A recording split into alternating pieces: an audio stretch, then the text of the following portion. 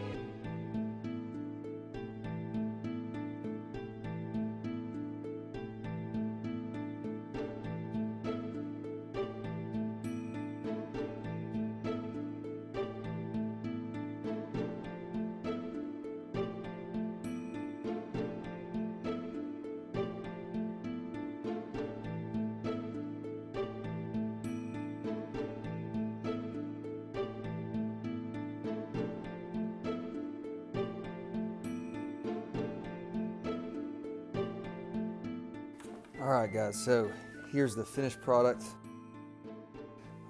Really happy with how these Goblin XL scales came out. Just a nice little, almost like a swedge, you know.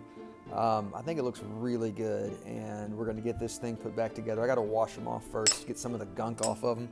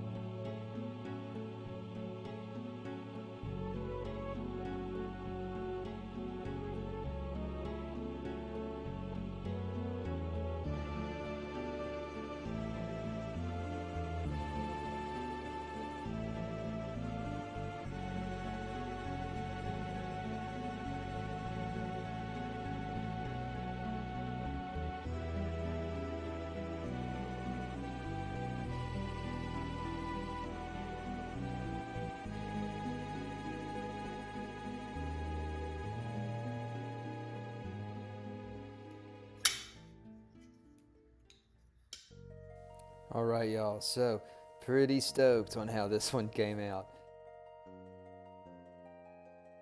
Before we get too much further, I wanted to go ahead and show you guys how I got the orange peel texture on these titanium scales. Like I said, I had footage of this, and my toddler daughter, she destroyed my computer, so that footage is gone. Fortunately, I've gotten a new computer since then, but it was a fun week. But in any case, of course, your knife is going to be fully disassembled, so we're just going to be talking about the scales as if you were just handling the individual scales, not the fully assembled knife like this. But what you're going to want to do, at least in my case, what I did was I got a drill press. I want to say this one was like 120 bucks, but whatever the price was, I can't remember for sure. I've been really happy with this drill press. This thing has been awesome. Next, you're going to need a wire wheel attachment. You can get these at any hardware store, and you're going to turn this bad boy on. And what you're going to want to do is you're definitely going to want to have mask and goggles. Those wire wheels will shoot off stray wires every now and then, especially when you're working with a metal against it. So you do want a mask and goggles. You definitely want that eye protection. But you're going to take your scale, and you want to make sure that you use it in the same manner on both scales to keep the orange peel pattern consistent. What I did was I took the scale vertically and I ran it from tip to tail, just straight up. Now I would kind of move it back and forth a little bit just to make sure I had all those little nooks and crannies, and then I would flip it around and run it straight up again. And if you're not happy with it, obviously you can make another pass. But what I didn't do, I don't know if this would be a problem, but I didn't go up and then like back down. I just went up, and then if I saw an issue, I turned it around, checked it out, and then up again. So that was how I ended up doing that. There's plenty of videos on YouTube on how to get orange peels using a wire wheel or a buffing wheel. There's other methods. But yeah, this for me, I like an aggressive orange peel, and as y'all can see, it really shows up. And this method for me really worked. But yeah, gosh, guys, I'm really happy with this modded knife now. I really think that this is exactly what I wanted it to be. So anyways, we are going to get back to the HSK Lenny and check that thing out.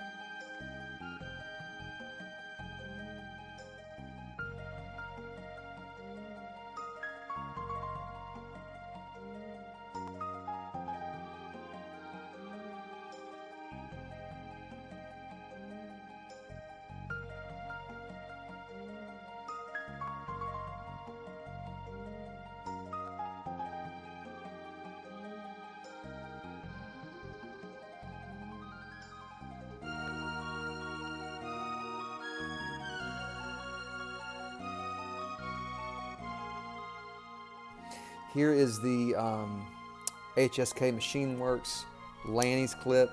I think the blade came out awesome. I'm not sure what is going to happen with the spine yet. I think when I dye it and remove these light colored micarta spots, I think that'll make it look much better. But we're going to find out. So I've got to dye these. I'm going to wash this off as well. I love how the swedge came out on this. I think that looks fantastic. Okay guys, so we've got our RIT dye mixture here. We're using chocolate brown, and I ideally didn't want to do this, but we kind of have to with the way that the micarta got all cut up on the edges. But this micarta shrinks quick. So my idea is that I'm going to dip this super fast, like we're going to say like 10 seconds, and hopefully it won't shrink any more on me than it already has. I can't imagine it would shrink more. But yeah, that should take care of the light spots. So here we go. Say 10 seconds.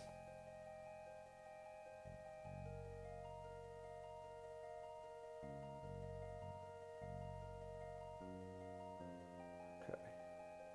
And then we're going to just wash that off here. And the benefit of that too is it should actually, well, maybe not. I was thinking it might dye the filler that we used, or that, actually I didn't get that on camera back when I did that, but it was a filler I used to fill the gaps from the first time the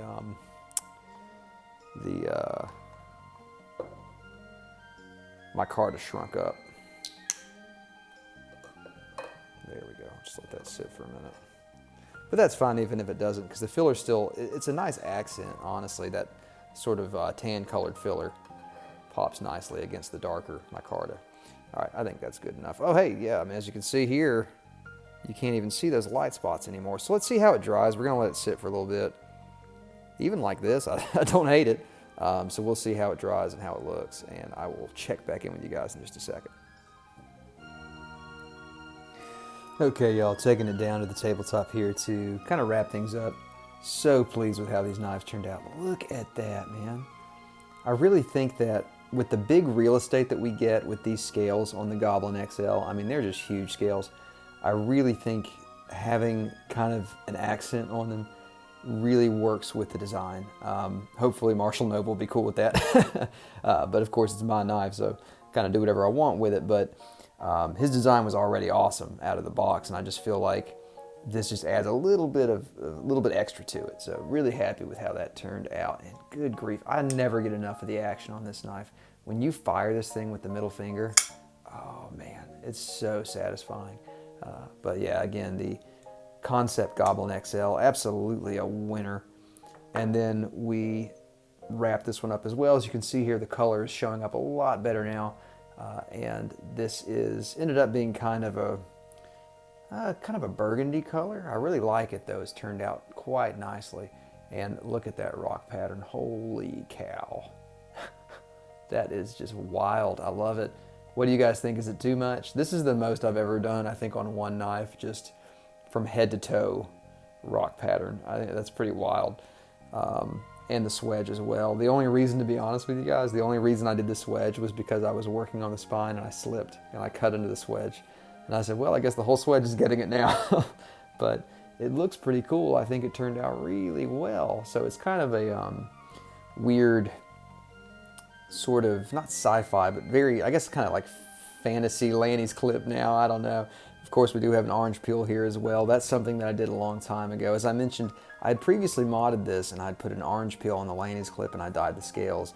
And as I've said, the scales shrunk, which is why we took some corrective measures tonight to fix the gapping problems and the liners not being flush anymore.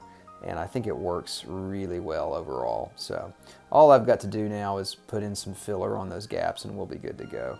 I'm just going to do that later. No need to record that, but yeah, really happy with how these pieces turned out. And if you guys want to check these knives out again, this is the Kansept Goblin XL designed by Marshall Noble. This is the HSK Machineworks Lenny's clip. You can still get these. There's only 250 of these things total, so if you want one, go get them. They've totally been slept on, and I don't know why, because they're really nice. That is HSK Machineworks. So thanks so much for joining, guys. We will see y'all next time.